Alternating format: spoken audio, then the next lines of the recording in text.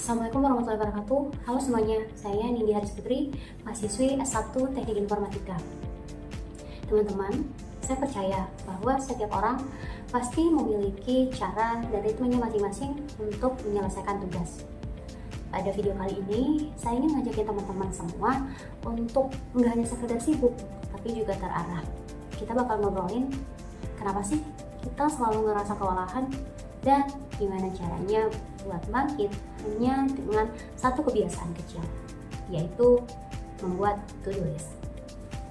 Tapi bukan to-do list biasa, ini to-do list yang kita buat sendiri pakai HTML, CSS, dan JavaScript.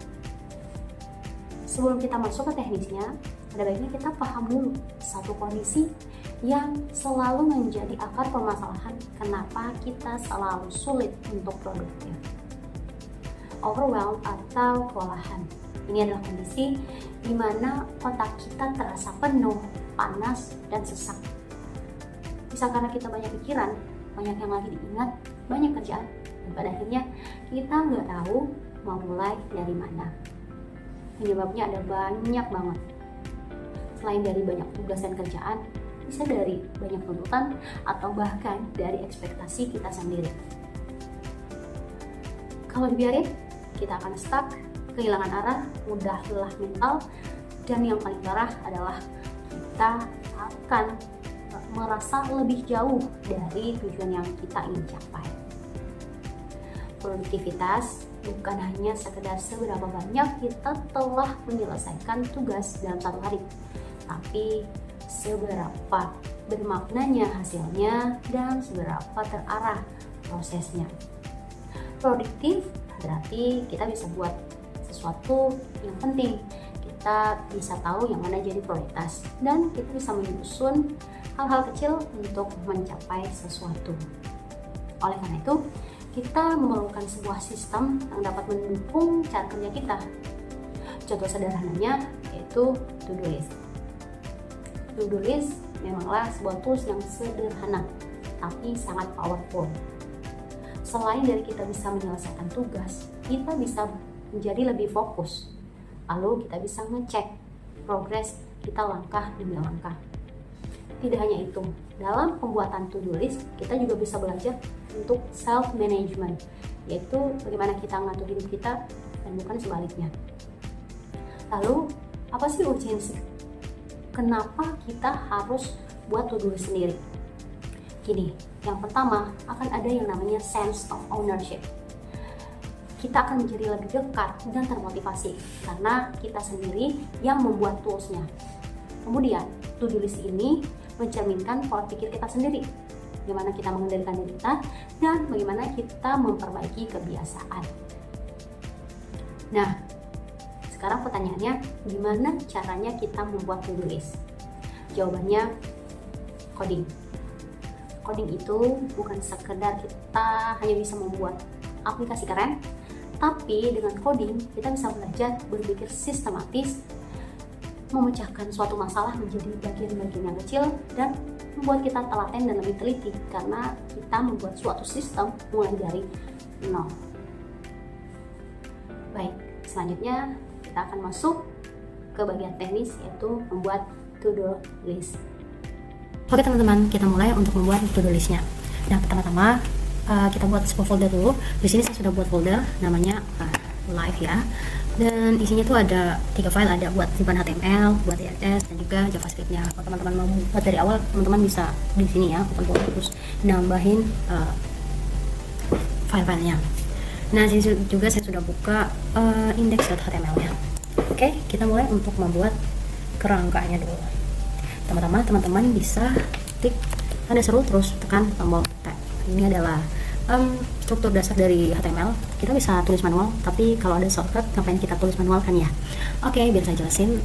Ini title ini sama di sini kan buat nampilin teks di atas ini. Kita bisa ganti kalau saya mau buat tulis bernama to do more. Kita lihat, nah kegantikan. Terus teman-teman, HTML itu cuma punya 2 bagian, yaitu head dan body. Jadi jangan buat sesuatu di luarnya ya. Oke, lanjut. Kita buat kerangka pertama. Intinya kita akan membuat sebuah card yang isinya ada judulnya, tempat inputin teksnya dan juga ada buttonnya seperti itu. Pertama kita buat sebuah kontainer, div class container, isinya ada judulnya, kita pakai H1 to more. Nah kayak gini nanti akan muncul seperti ini. Oke, kita pakai capital aja ya. Lanjut, di dalamnya ada inputan teks dan juga button. Nah kita bisa, karena posisinya sejajar, jadi saya akan masukin dia di sebuah kelas lagi. Kelasnya namanya kelas inputan ya. Nah kelas inputannya ada apa aja? Ada input, nah ini teks, terus kita kasih ID identitas biar kalau dipanggil dia langsung nyaut ya. ID input teks, input teks, lalu kita kasih placeholder, add random task nih. Nah udah guna kan, ini bisa dimasukin kata atau semacamnya. Kemudian kita bikin buttonnya, button kita kasih ID juga, button input button, namanya add. Nah seperti ini. Lalu ini kan nanti kalau kita masukin di sini terus di add, nanti akan muncul task yang sudah kita inputkan. Nah nanti kerangkanya itu bisa muncul kalau kita udah buat fungsinya ya kan, kalau diklik baru muncul kan. Jadi kalau nggak ada fungsinya dia nggak akan keluar apa-apa kalau diklik. Nah kita di HTML kita hanya buat tempat penyimpanannya aja, di ID kita kasih nama task list, ini kosongan aja. Kenapa? Karena nanti akan diisi oleh JavaScript-nya. Nah terus gimana buat nyambunginnya? Kita tulis paling bawah script isinya ini. Lalu untuk nyambungin file CSS-nya bisa di bawah titel di sini, klik link ini dia. Oke, untuk HTML-nya done, kita lanjut ke JavaScript. Oke, untuk JavaScript kita buat function untuk menambahkan task atau tugas. Pertama kita definisikan variabel untuk menampung si input text. Kita lihat di sini ID-nya input text, kita copy terus paste di sini. Kemudian kita bikin variabel untuk menampung si ID task list yang ada di HTML. Add element by ID. Kita lihat. Nah ini ya, nggak apa-apa. Kalau sama pun nggak apa-apa. Kayak gini. Oke. Kemudian kita akan membuat variabel lagi, variabel text. Ini untuk menyimpan nilai yang diinputkan ke dalam input text oleh yang dilakukan oleh user. Kita tulis value dot print. Oke, let's print. Ini biasa auto ini ya, print. Nah, trim ini apa? Trim ini untuk menghapus spasi setelah teks kayak gitu. Jadi dia nggak bakal ngambil spasi. Maksudnya spasi yang ada atau ruang kosong di belakang teks. Setelah itu kita buat kondisi jika user nggak ngikutin teks, maka akan ada alert nih, ada pemberitahuan bilangnya hey inputkan teks terlebih dahulu, terus sistemnya kita berhentikan. Lanjut.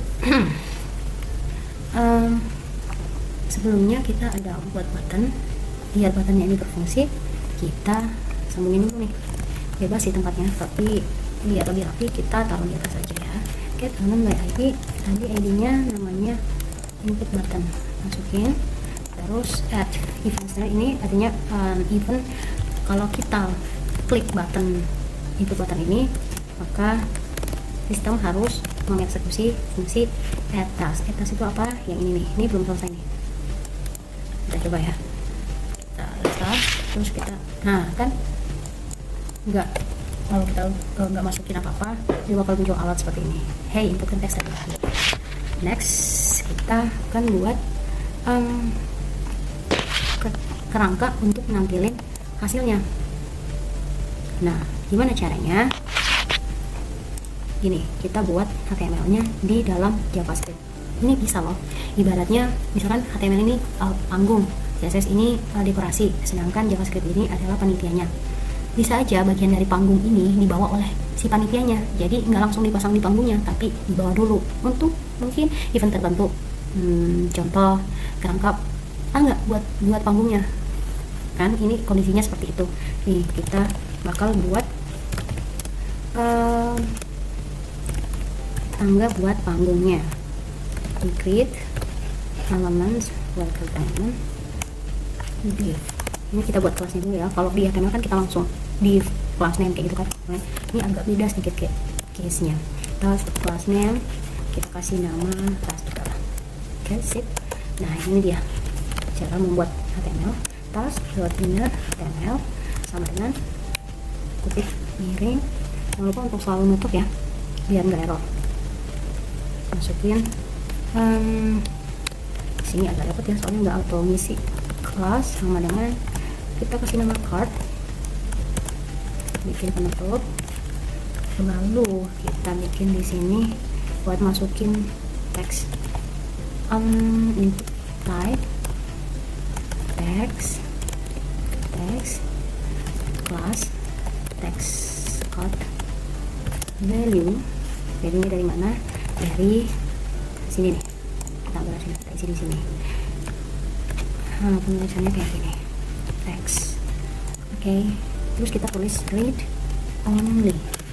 Kenapa? Ini kan bentuknya input. Mungkin kamu akan tanya, teman-teman akan tanya, kok input lagi, kan ini hasil. Nah, karena saya nantinya mau membuat fitur edit, jadi bisa ganti teksnya gitu loh. Kalau misalkan saya cuma pakai span atau paragraf atau sejenisnya, itu tidak akan bisa diedit. Jadi sebelum ada fitur edit atau ketika kita nggak mau edit, kita pasang bahwa teks ini hanya bisa dibaca, nggak bisa diubah, seperti itu. Oke, terus di sini saya mau tambahin juga,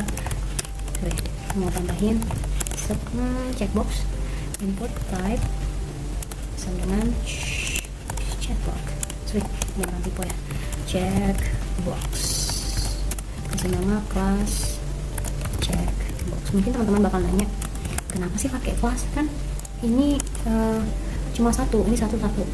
Nah, mungkin itu iya benar, dia satu, cuma dia akan muncul beberapa kali kan. Pasti kalian nggak akan, ya kemungkinan kecil cuma nambahin satu tas aja, pasti mau 2, 3 atau seterusnya. Makanya kita pakai kelas bukan ID.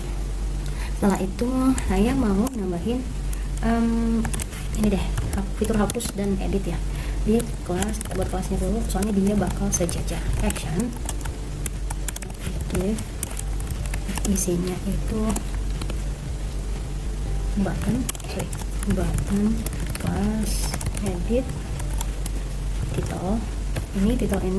title ini biar kalau misalkan gambarnya nggak muncul, dia akan menampilkan tulisan edit gitu. Nah, jangan lupa untuk ditutup.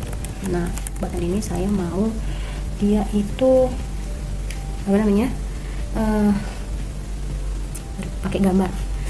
Awal tadi saya sudah membuat gambar ya, masukin gambar di folder image. Di sini ini ada folder image. Cara manggilnya itu kayak gini, image, kita i n g s r j sampai dengan tanda titik image.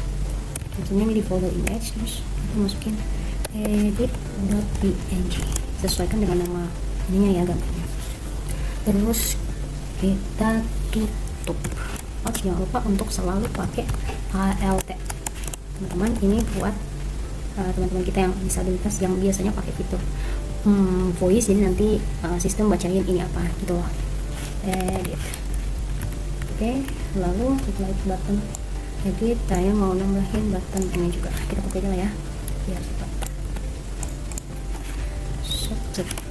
Teman-teman, saya juga sama seperti teman-teman yang masih belajar, bukan expert, jadi kadang saya juga bisa salah. Maaf ya teman-teman, saya hanya ingin kita sama-sama untuk tumbuh dan belajar. Kita lihat ya. Oke, sudah.